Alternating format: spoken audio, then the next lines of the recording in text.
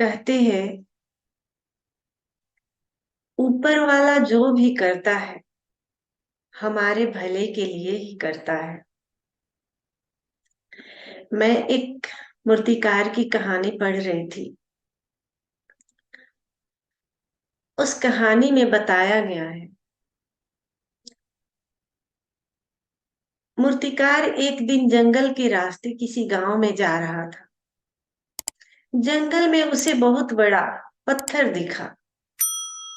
उसके मन में आया, बहुत ही खूबसूरत पत्थर है, क्यों न इसे मूर्ति बनाया जाए। उसने उस पत्थर पर छेनी और हथौड़ी से काम करना शुरू किया। जैसे ही हथौड़ी और छेनी का चोट पड़ा उस पत्थर पर, वो पत्थर रोने लगा। वो बोलने लगा, मुझे बचाओ, मुझे बचाओ, मुझे दर्द हो रहा है, छोड़ दो, ये चोट से मुझे बहुत तकलीफ हो रही है। उसकी आवाज मूर्तिकार ने सुनी और उस पत्थर पर उसको दया आ गई और उसने उस पत्थर को वहीं छोड़ दिया। फिर कुछ दूर आगे बढ़ा तो देखता है एक और पत्थर बहुत ही खूबसूरत है।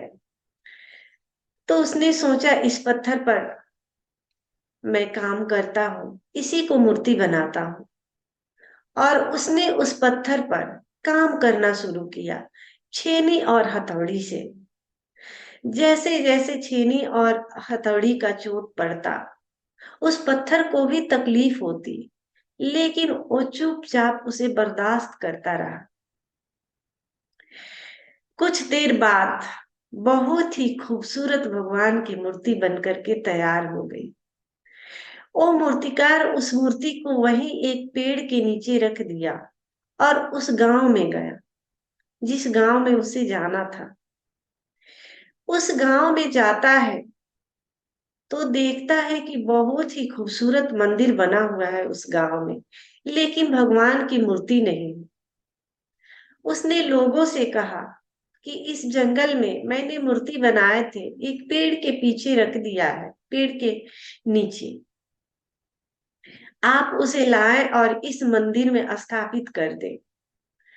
लोग वहां गए और उस मूर्ति को लाए और वहां स्थापित कर दिया। सभी बहुत खुश हुए और पूजा करने के लिए उस मंदिर में जाने लगे। वो वहां देखते हैं जब पूजा कर रहे होते हैं तो सभी पूजा करके जो नारियल होता है, नारियल फोड़ना था, लेकिन नारियल फोड़ने के लिए कोई स्थान नहीं था, कोई पत्थर नहीं था वहां पर। तो वो लोग सोच में पड़ गए अब पत्थर कहाँ से लाए। उस मूर्तिकार ने बोला कि उसी जंगल में कुछ दूरी पर जहां से आपने ये मूर्ति लाए है वहां एक पत्थर भी पड़ा है, आप उसे लाएं और यहाँ रख दें, वो नारियल फोड़ने के काम में आएगा। लोग गए वहां से पत्थर लेकर के आए और उस भगवान की मूर्ति के पास रख दिया। जो भी आते पूजा करते और वहां उस पत्थर पर नारियल फोड़ते। पत्थर को बहुत ही तकलीफ होता, दर्द होता। एक दिन जब मंदिर की दरवाजे बंद थी और सारे लोग सो गए थे, आधी रात, वो पत्थर भगवान से बोलता है कि मुझे तो बहुत तकलीफ होती है और आप यहाँ पर कितना खुश होकर के बैठे हुए हैं। वो पत्थर के भगवान बोलते हैं कि उस दिन, जिस दिन वो मूर्तिकार छेनी हथौड़ी से काम कर रहा था, तो थोड़ा सा तूने दर्द अगर बर्दाश्त किया होता तो आज मेरी जगह पर मैं नहीं तू होता। तो ऐसे ही संसार में अगर अस्तित्व हमें तकलीफ देता है, दुख देता है, तो जरूर वो हम पर छेनी और हथौड़ी लेकर काम करते रहता है, ताकि हम इससे और निखर पाए और निखरते जाएं। और एक दिन हम भी शुद्ध सोना बन जाएं। तो जो भी अस्तित्व अगर हमारे जीवन में करता है, अगर सुख भी आता है, दुख भी आता है, उसके पीछे कहीं ना कहीं उसका रीजन छिपा होता है। जिन लोगों के जीवन में सिर्फ सुख ही सुख है, वो वंचित रह जाते हैं परमात्मा से। लेकिन जिनके जीवन में अगर दुख आता है तो कहते हैं कि ईश्वर ने उस व्यक्ति को चुन लिया है अपने पास बुलाने के लिए। क्योंकि दुख का घड़ी आता है तो ही हम उसे याद कर पाते हैं। जब हम दुखों से थक जाते हैं तब हम परमात्मा की तरफ एक कदम बढ़ाते हैं। तो कहते हैं कि वो जानबूझकर जिसे चुनता है उसी को दुख भी देता है, इसलिए कि इस संसार में वो हमें तपा रहा होता है, जला रहा होता है, ताकि हमें कहीं से भी कोई अशुद्धियां नहीं हो। वो हमें शुद्ध सोना बनाना चाहता है। हमें हमेशा छेनी हथौड़ी लेकर के हम पर काम करते रहता होता है। हमें दर्द तो होता है, तकलीफ तो होता है, असहनीय दर्द होता है। जब हमारे जीवन में दुख आता है तो हमें असहनीय दर्द होता है। लेकिन कहते हैं ना कि जब हम इन दर्द से गुजर जाते हैं तो ही हम शुद्ध सोना बन पाते हैं। आग से जब निकलते हैं तो शुद्ध सोना बनकर निकलते हैं।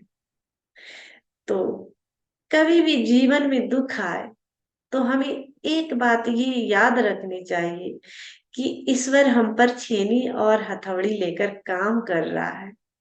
इसलिए हमें तकलीफ हो रहा है, इसलिए हमें दर्द हो रहा है। थोड़ा सा हम बर्दाश्त करें इन तकलीफों को, तो वही उस मूर्ति जैसे हम भी मंदिर में स्थापित किए जाएंगे। लेकिन जब हमारे जीवन में दुख आते हैं, परेशानी आते हैं, तो हम रोने लगते हैं, चीखने लगते हैं और ईश्वर से प्रार्थना करने लगते हैं कि हे ईश्वर, हमें मुक्त करो इन दुखों से, इन परेशानियों से। ईश्वर को भी हम पर दया आ जाती है और वो हमें मुक्त कर देता है। लेकिन वही हाल होती है उस पत्थर के जैसा जिस पर लोग पूजा करने आते हैं और नारियल को उस पत्थर पर फोड़ते हैं। वही हालत हमारी भी हो जाती है कि हम बार बार इस संसार में धकेले जाते हैं और बार बार इन परेशानियों से, इन दुखों से हमें जूझते रहने पड़ते हैं। हम मुक्त कभी नहीं हो पाते, जन्मों जन्मों तक भटकते रहते हैं। तो दुख आए सुख आए, सबको हमें एक सम्यक दृष्टि देनी है। दुख आ रहा है उसके प्रति भी हमें लीन नहीं होने, सुख आ रहा है उसके प्रति भी हमें साक्षी और सजग बने रहना है इस जीवन में। तो ही हम इन दुख और सुखों के पार जा सकते हैं। तो अभी जो हम विपश्यना ध्यान करने वाले हैं, तो इसमें जैसा कि हम नृत्य से स्टार्ट करते हैं, तो आज भी मैं स्टॉप डांस मेडिटेशन लगाऊंगा। स्टॉप डांस मेडिटेशन कराने का मेरा मेन मकसद यही है कि जब म्यूजिक बंद होती है, हम एकदम म्यूजिक में गहरे चले जाते हैं नृत्य में। तो जैसे हम गहरे जाते हैं और म्यूजिक बंद होता है और उस समय जब हम स्टॉप स्वयं को बोलते हैं, स्टॉप यानी अपने विचारों से भी, भावनाओं से भी, शरीर से भी, तो हमारे भीतर एक गहन शून्यता उतरती है और उसी शून्यता में अस्तित्व जो निरंतर गूंज रहा होता है उसे हम सुन पाते हैं। तो उस शून्यता में हमें उस अस्तित्व के ध्वनि को सुनना है, यानी जो ओमकार है, अनाहत नाद है, बस उसे हमें सुनना है और स्वयं के प्रति साक्षी बने रहना है। स्वयं के प्रति साक्षी बने रहने का मतलब, जैसे जैसे हम स्टॉप होंगे तो हमारा हाथ ऊपर होगा, नीचे होगा, शरीर आड़ा होगा, तिरछा होगा, जैसे भी होगा, हमें उसे अलग से देखना है कि शरीर हमारा खड़ा है, आड़ा है, तिरछा है, जैसे भी है। श्वास की गति तेज है, धीमी है, जैसे भी है, उसे देखना है। मन में क्या विचार उठ रहे, क्या भावनाएं आ रही है, उसे भी देखना है। बस हमें दृष्टा बने रहना है, साक्षी बने रहना है, उसे देखना है और उस शून्यता के प्रति भी सजग रहना है, जो सदैव अस्तित्व की ध्वनि है, जो हमेशा गूंज रही है, उसे सुनते रहना है। तो स्टॉप डांस मेडिटेशन में हम बहुत ही सहजता से अस्तित्व से जुड़ जाते हैं। तो मैं ओशो का वीडियो लगाऊंगी, ओशो आएंगे, ओशो का पहले हम स्वागत करेंगे, फिर उसके बाद हम स्टॉप डांस मेडिटेशन करते हुए फिर ओशो के अमृत वाणी से इस ध्यान में प्रवेश करेंगे। तो सभी मित्र खड़े हो जाए।